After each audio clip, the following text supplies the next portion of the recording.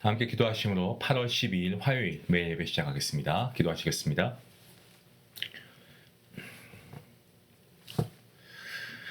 하나님 은혜 감사합니다.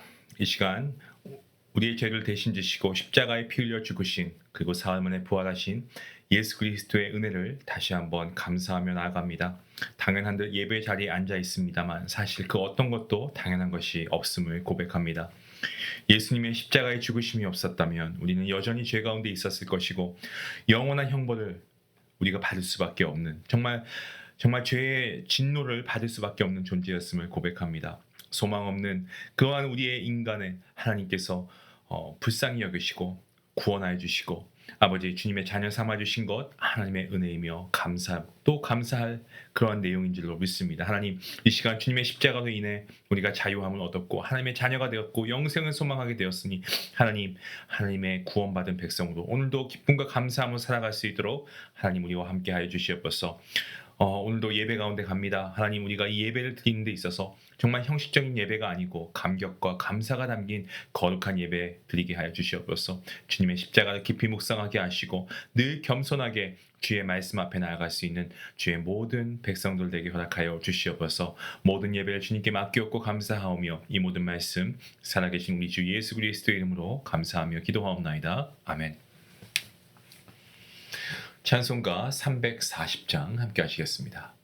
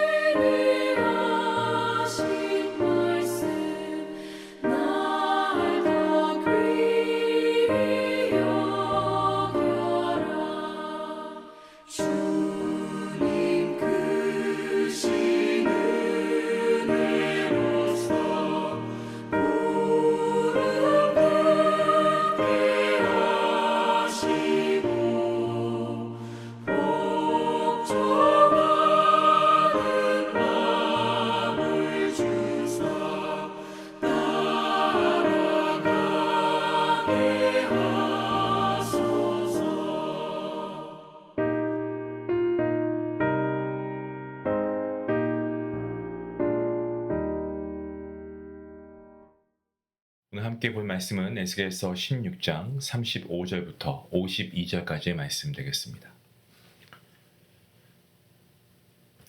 함께 말씀을 읽도록 하겠습니다. 그러므로 너 음녀야 여호와의 말씀을 들을지어다. 주 여호와께서 이같이 말씀하셨느니라. 내가 내 누추한 것을 쏟으며 내 정든 자와 행음함으로 벗은 몸을 드러내며 또 가증한 우상을 위하여 내 자녀의 피를 그 우상에게 드렸은즉 내가 너의 즐거워하는 정든 자와 사랑하던 모든 자와 미워하던 모든 자를 모으되 사방에서 모아 너를 대적하게 할 것이요 또 내 벗은 몸을 그 앞에 드러내 그들이 그것을 다 보게 할 것이며 내가 또 간음하고 사람의 피를 흘리는 여인을 심판한 같이 너를 심판하여 진노의 피와 질투의 피를 내게 돌리고 내가 또 너를 그들의 손에 넘기리니 그들이 내 누각을 헐며 내 높은 대를 부수며 내 의복을 벗기고 내 장식품을 빼앗고 내 몸을 벌거벗겨 버려두며 무리를 데리고 와서 너를 돌로 치며 칼로 찌르며 불로 내 집들을 사르고 여러 여인의 목전에서 너를 벌할지라 내가 너에게 곧 음행을 그치게 하리니 내가 다시는 값을 주지 아니하니라. 그러한즉 나는 내게 대한 내 분노가 그치며 내 질투가 내게서 떠나고 마음이 평안하여 다시는 노하지 아니하니라. 내가 어렸을 때 기억하지 아니하고 이 모든 일로 나를 분노하게 하였은즉 내가 내 행위대로 내 머리에 보응하리니 내가 이 음란과 내 모든 가증한 일을 다시는 행하지 아니하니라. 주 여호와의 말씀이니라. 속담을 말하는 자마다 내게 대하여 속담을 말하기를 어머니가 그러하면 딸도 그러하다 하니라. 너는 그 남편과 자녀를 싫어한 어머니의 딸이요 너는 그 남편과 자녀를 싫어한 형의 동생이로다. 내 어머니는 햇사람이요 내 아버지는 아모리 사람이며 내 형은 그 딸들과 함께 내 왼쪽에 거주하는 사마리아요 내 아우는 그 딸들과 함께 내 오른쪽에 거주하는 소돔이라. 내가 그들의 행위대로만 행하지 아니하며 그 가증한 대로만 행하지 아니하고 그것을 적게 여겨서 내 모든 행위가 그보다 더욱 부패하였도다. 주 여호와의 말씀이니라. 내가 나의 삶을 두고 맹세하노니 내 아우 소돔 곧 그와 그의 딸들은 너와 내 딸들의 행위같이 행하지 아니하였으리라. 내 아우 소돔의 죄악은 이러하니 그와 그의 딸들에게 교만함과 음식물의 풍족함과 태평함이 있음이며 또 그가 가난하고 궁핍한 자를 도와주지 아니하며 거만하여 가증한 일을 내 앞에서 행하였음이라. 그러므로 내가 보고 곧 그들을 없이 하였느니라. 사마리아는 내 죄의 절반도 범하지 아니하였느니라.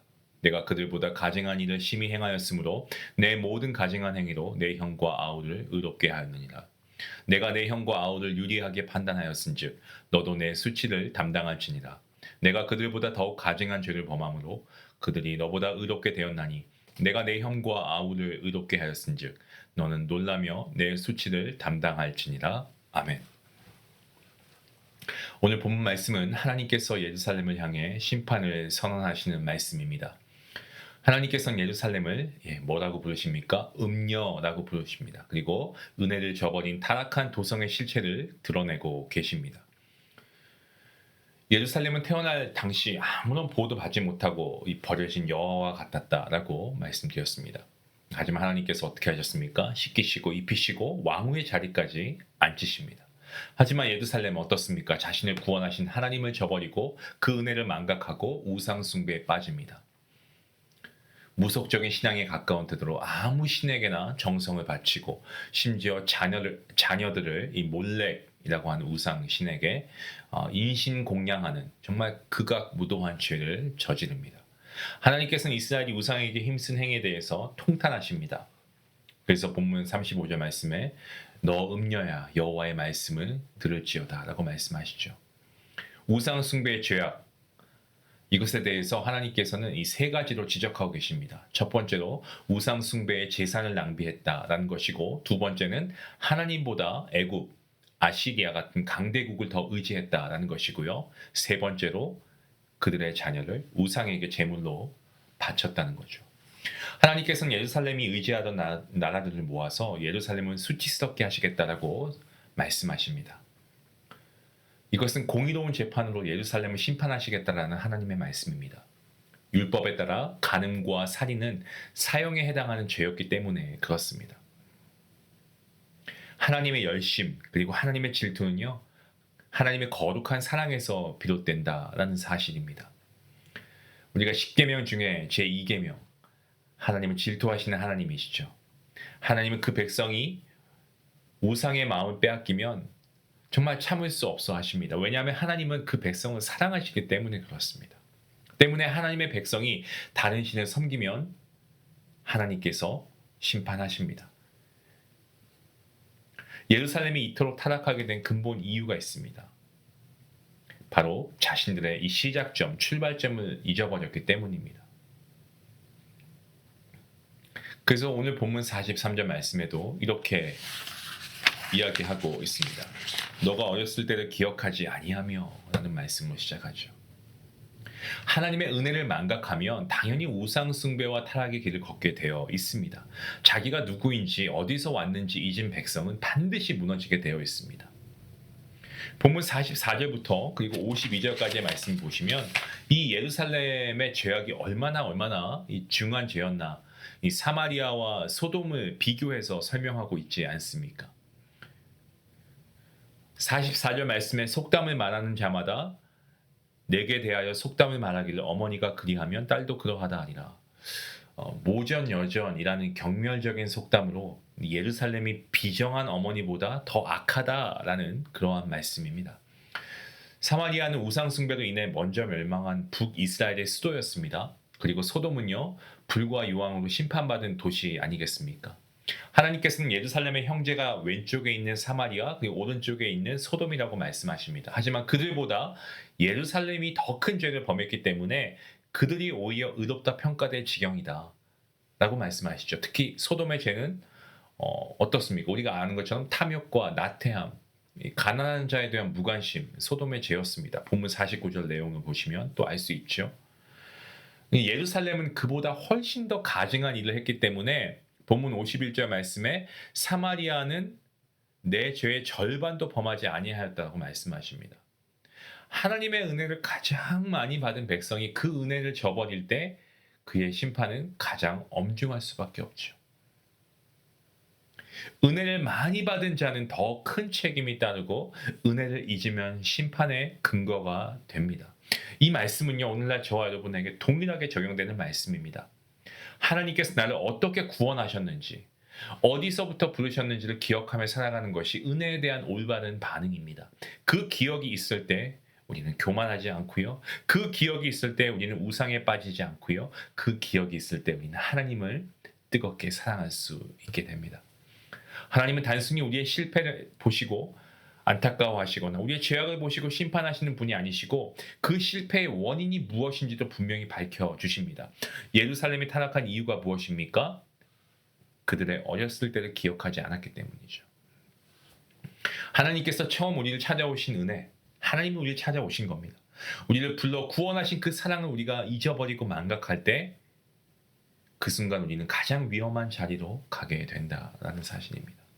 성도 여러분, 오늘 말씀은요, 저와 여러분으로 하여금 출발점을 기억하고 하나님의 은혜를 우리가 날마다 되새기면서 정말 겸손하게 순종의 길을 우리가 걸어가야 한다라는 말씀을 우리로 하여금 되새기게 하는 말씀입니다. 이러한 저와 여러분이 되었으면 좋겠습니다. 하나님의 은혜입니다. 그 은혜로 우리가 지금 예배할 수 있는 것이고 그 은혜로 우리가 지금 살아 숨쉴 수 있는 것이고 하나님의 은혜로 우리가 구원받았죠. 이보다 더 큰 감사가 어디 있겠습니까? 기억하십시다. 우리가 평생에 기억해야 할 것은 다른 어떤 것이 아닙니다. 하나님께서 나를 구원해 주신 그 은혜입니다. 우리가 이 사실을 우리가 분명히 기억하고 그리하여서 우리가 우리의 구원자 하나님을 끝까지 우리가 순종하며 예배하며 나아가는 그러한 우리 모든 성도님들 될 수 있기를 주님의 이름으로 축원합니다. 기도하시겠습니다. 사랑과 은혜가 풍성하신 하나님, 오늘 말씀을 통해 하나님의 크신 사랑을 다시금 되새기게 하시니 감사합니다. 우리도 예루살렘처럼 정말 탯줄도 자르지 못한 채 버려졌던 그러한 존재였음을 기억합니다. 하지만 하나님께서 우리를 발견하시고 그리고 씻기시고 입히시고 존귀하게 세워주신 줄로 믿습니다. 그 은혜가 얼마나 놀라운지 감히 우리가 헤아릴 수도 없습니다. 그럼에도 불구하고 우리가 주님의 사랑을 잊어버리고 세상을 향해 마음을 빼앗겼던 순간들을 있음을 고백하며 아버지 주님께 회개합니다. 주님, 정말 하나님 아닌 것에 기대며 때로는 물질과 성공, 하나님보다 더 의지했던 우리의 모습을 주님 용서하여 주시옵소서. 오늘 말씀을 통해 다시 우리가 초심으로 돌아가기 원합니다.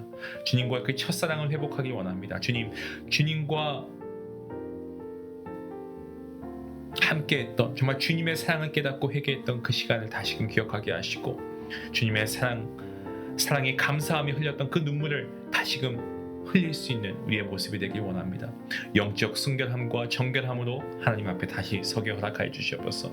주님의 은혜를 망각하지 않게 하시고 우리의 삶이 하나님의 그 크신 사랑에 합당한 예배와 순종으로 이어지게 하여 주시옵소서. 감사하며 예수님의 이름으로 기도하옵나이다. 아멘. 예, 오늘 말씀을 생각하시면서 오늘 하루 내가 붙잡고 있는 우상이 무엇인지 좀 우리가 정직하게 점검해 보고요. 좀 그것을 내려놓기 위한 결단도 해볼 수 있으면 좋겠습니다. 하나님보다 더 의지하거나 하나님보다 더 사랑하고 있는 것이 있다면 그게 우상입니다. 뭐 시간이 될 수도 있고요. 감정이 될 수도 있고 재물이 될 수도 있고 어디에 우리가 이런 것을 쏟고 있는지 하나님의 하나님 되심을 다시 삶의 중심에 모시는 이런 실천이 있으면 좋겠습니다. 여러분 작은 것이라도 행동으로 옮기는 것이 중요합니다. 오늘 말씀을 듣고 아멘 하셨다면 우리가 우리 안에 있는 우상들을 한번 생각해보고 이런 우상들을 우리가 과감하게 찍어낼 수 있는 신앙의 결단이 있으면 좋겠습니다. 우리 같이 함께 말씀 생각하시면서 기도하겠습니다.